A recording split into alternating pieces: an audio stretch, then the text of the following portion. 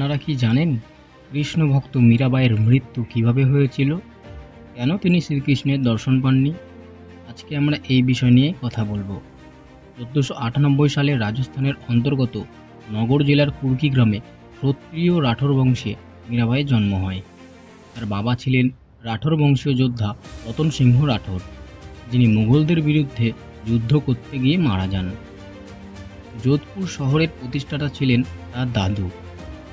তার মায়ের নাম ছিল বীর কুমারী।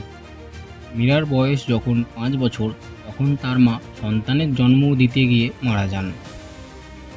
অনেক ছোটবেলায় মীরার মা ও বাবা হারিয়ে যাওয়ার পর মীরা তার দাদু ও জেঠুর কাছেই বড় হয়ে ওঠেন।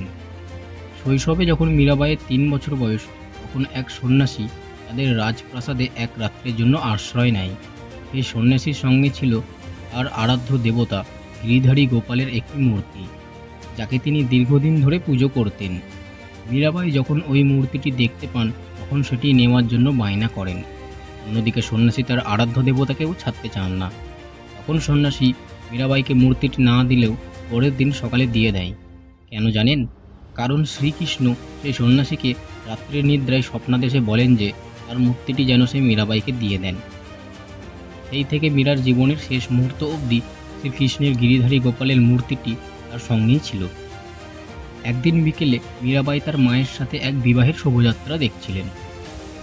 তখন তিনি তার মাকে জিজ্ঞাসা করেন, মা, আমার বর কে? মীরার মা প্রশ্নের উত্তরের জন্য প্রস্তুত ছিলেন না।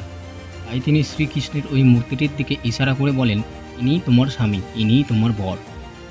তারপর থেকেই মীরা শ্রীকৃষ্ণকে তার নিজের স্বামী হিসাবে মেনে নেন এবং এই বিশ্বাস তার শেষ জীবন অবধি ছিল। ১৫১৬ সালে যখন মীরার বয়স ১৮, তখন তার বিবাহ হয়। তার বিবাহ হয়েছিল মেবারের সিসোদিয়া বংশের রাজা রানা সংঘের পুত্র যোদ্ধা ভোজরাজ সিংহের সাথে। বিয়ের পর মীরা কৃষ্ণপ্রেম ও সাধনা নিয়েই মেতে থাকতেন।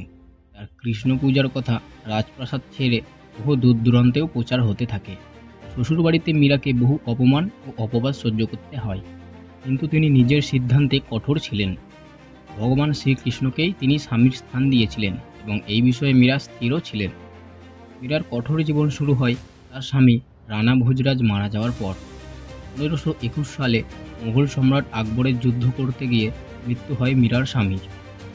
মীরার স্বামীর মৃত্যুর পর মীরা বুঝতে পারেন যে সংসার, স্নেহ, মমতা, ভালোবাসা সবই এক মায়া।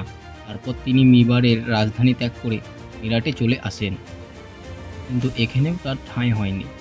অনুমান করা হয় ১৫৪৬ সালে মীরা দ্বারকায় আসেন। বাকি জীবনটা তিনি দ্বারকায় শ্রীকৃষ্ণের পুজো ও সেবা করে কাটাতে চেয়েছিলেন। ঠিক ১ বছর পর, অর্থাৎ ১৫৪৭ সালে মেবারের রানা উদয় সিং জানতে পারেন যে মীরা দ্বারকায় রয়েছে। তারপর তিনি এক ব্রাহ্মণ দল পাঠান মীরাকে ফিরিয়ে আনতে। ব্রাহ্মণরা রানা উদয় সিংয়ের বার্তা মীরার কাছে গিয়ে বলার পর মীরা ব্রাহ্মণদের দ্বারকায় এক রাত বিশ্রাম নেওয়ার জন্য অনুরোধ করেন। পরের দিন সকালে ব্রাহ্মণদের ঘুম ভাঙলে তারা দেখতে পান যে মীরার সাথে যে শ্রীকৃষ্ণের মূর্তিটি ছিল, শুধু সেটিই ওখানে রয়েছে এবং মীরাবাই আর নেই। প্রতিবেশী ও সবার মত অনুযায়ী মীরা শ্রীকৃষ্ণের ওই মূর্তির মধ্যেই বিলীন হয়ে যান। এর সত্যতা কখনোই প্রমাণ মেলেনি, কিন্তু মীরার মৃতদেহ কখনো পাওয়া যায়নি। কৃষ্ণভক্ত মীরার মৃত্যু আজীবন রহস্যই থেকে গেছে। শ্রীকৃষ্ণভক্ত মীরার জীবনী অনেক কষ্ট, বেদনা ও রহস্যই ভরা। আজও কৃষ্ণভক্ত মীরার মৃত্যু রহস্যের মধ্যেই রয়ে গেছে। ভিডিওটি কেমন লাগলো লাইক, শেয়ার ও কমেন্ট করে জানান। এরকম আরও ভিডিও পেতে আমাদের চ্যানেলটি এখনই সাবস্ক্রাইব করুন।